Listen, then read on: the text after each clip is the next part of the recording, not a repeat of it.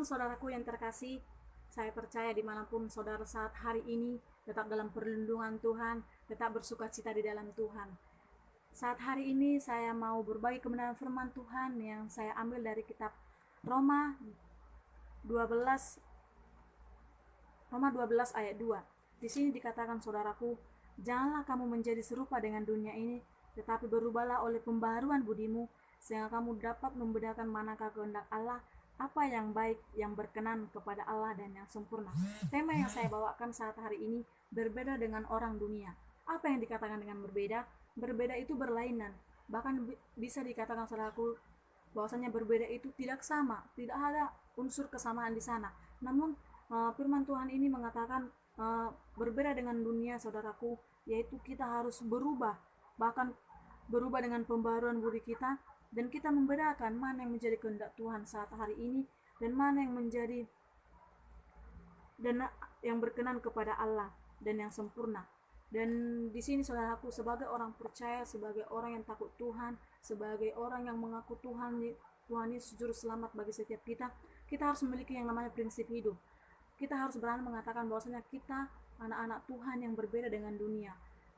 Dan kita tidak bisa hidup sesuka hati.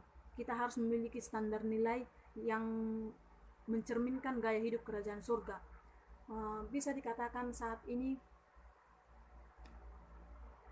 dunia sangat gentar dan takut akan yang ada namanya COVID-19. Namun saat hari ini diingatkan Tuhan bahwasannya janganlah kita menjadi serupa dengan dunia ini, tetapi berubahlah oleh pembaruan budimu, sehingga kamu dapat membedakan mana kehendak Allah, apa yang baik dan berkenan kepada Allah dan yang sempurna.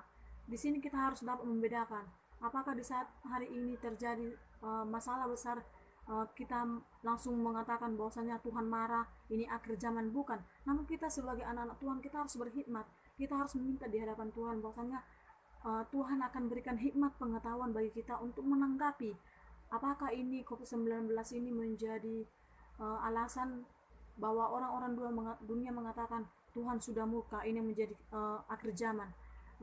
Kita tidak tahu apakah ini menjadi suatu perencanaan Tuhan untuk memberikan sesuatu yang besar bagi setiap kita, namun kita tetap mengandalkan Tuhan dalam setiap kehidupan kita. Ada 3 poin yang saya bagikan, saudaraku, saat hari ini, yaitu dalam hal apa saja kita harus berbeda dengan dunia. Yang pertama, dalam hal menyelesaikan masalah. Boleh kita buka dari kisah Filipi 4 ayat 13. Di sini dikatakan, segala perkara dapat kutanggung di dalam Dia yang memberikan kekuatan kepadaku. Ketika kita katakan kita berbeda dengan dunia, kita harus mencerminkan bahwasannya ketika masalah terjadi, yang saat ini terjadi masalah terbesar di seluruh bangsa-bangsa, bahkan dunia digentarkan dengan rasa ketakutan, yaitu masalah wabah COVID-19, saudara. Namun kita meresponinya bagaimana? Di sini dikatakan segala perkara dapat kutanggung dalam Dia yang memberi kekuatan kepadaku. Iya, kita harus meyakinkan bahwasannya sebesar apapun masalah, sedahsyat apapun goncangan, kita harus mengatakan di dalam Tuhan ada pengharapan. Bahkan di dalam Tuhan kita dapat menanggung setiap perkara-perkara yang Tuhan berikan. Karena dalam Tuhan kita kuat, dalam Tuhan kita mampu. Dan di sini poin yang kedua, saudaraku, dalam hal apa saja kita harus berbeda dengan dunia, yaitu dalam hal kesukaan dan kesenangan. Boleh kita baca dari Mazmur 2 ayat 1. Di sini dikatakan, tetapi yang kesukaannya ialah Taurat Tuhan, dengan yang merenungkan Taurat itu siang dan malam. Saya mau bertanya bagi setiap kita, apakah di saat akhir-akhir ini yang terjadi yang namanya lockdown, kita tetap mengingat firman Tuhan atau membaca firman Tuhan? Selidiki setiap hari kita, saudaraku. Apakah di saat lockdown terjadi kita menggunakan yang namanya gadget, menggunakan yang namanya game di mana-mana? Namun kita harus berbeda dengan dunia, baik dalam kesukaan dan kesenangan kita. Kita harus membedakan, saudaraku, yang menjadi kesukaan kita, yang menjadi kesenangan kita itu kita harus membedakan dengan dunia. Menjadi kesukaan kita yaitu mengerjakan pekerjaan-pekerjaan Tuhan.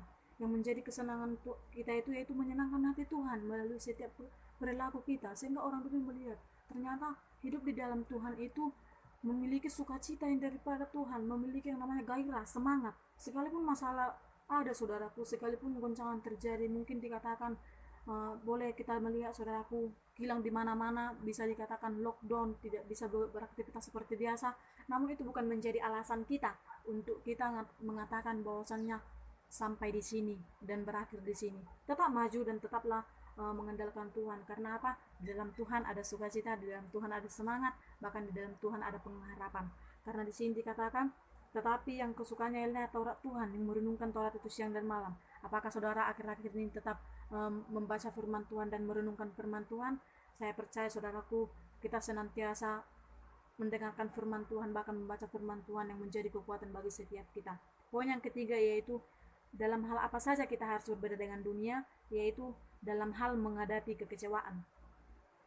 Kita ambil dari Yeremia 29 ayat 11.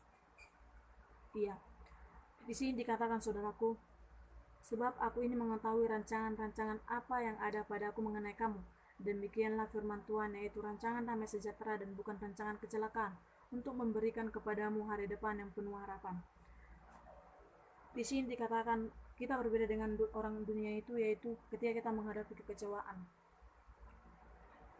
Pada saat COVID-19 terjadi, ini yang menjadi masalah terbesar bagi dunia, bahkan perekonomian pun diguncang. Seperti contoh saudaraku, kilang imperial itu bisa dikatakan di ujung tanduk. Namun itu bukan menjadi alasan kita untuk kita mengatakan bahwasanya Tuhan itu jahat, Tuhan itu kejam. Namun kita bisa belajar bahwasanya ketika kekecewaan itu datang, kita mau menanggapi bahwasanya Tuhan itu tidak akan memberikan rancangan kecelakaan, Tuhan akan memberikan yaitu rancangan damai sejahtera. Dan di sini kita diingatkan saudara, mungkin ketika lockdown terjadi, bahkan ada beberapa di antara kita mungkin yang akan dipulangkan ke Indonesia, bersyukurlah dan bersukacita bahwasanya ada rencana Tuhan yang indah, bahwasanya rencana-rencana Tuhan akan disediakan bagi setiap kita. Ketika dikatakan saudara dipulangkan ke Indonesia, jangan pernah khawatir, jangan pernah takut.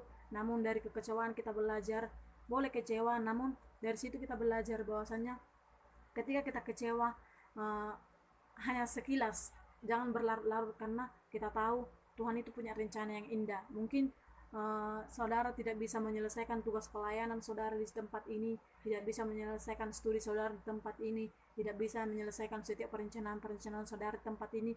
Namun Tuhan mau ketika kita pulang dari sini, kita akan berdampak bagi orang-orang yang ada di Indonesia, menjadi berkat di tengah-tengah keluarga. Apa yang kita dapatkan selama ini, apa yang kita temukan di tempat ini, menjadi suatu modal kita untuk kita kembangkan ketika kita pulang ke Indonesia.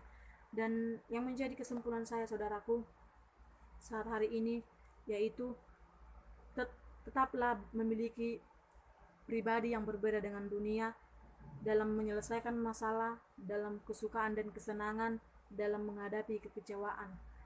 Saya percaya kita akan tetap mengandalkan Tuhan, bahkan kita tetap akan meminta tuntunan Roh Kudus untuk mengaplikasikan setiap firman-firman yang kita dengarkan, setiap kekuatan-kekuatan yang Tuhan berikan melalui hamba-hamba Tuhan, bahkan melalui orang-orang di sekitar yang tetap menguatkan setiap kita. Saya percaya kita tetap antusias di dalam Tuhan, bahkan tetap memiliki sukacita di dalam Tuhan, karena kita mempunyai prinsip hidup bahwa kita memiliki kepribadian yang berbeda dengan dunia.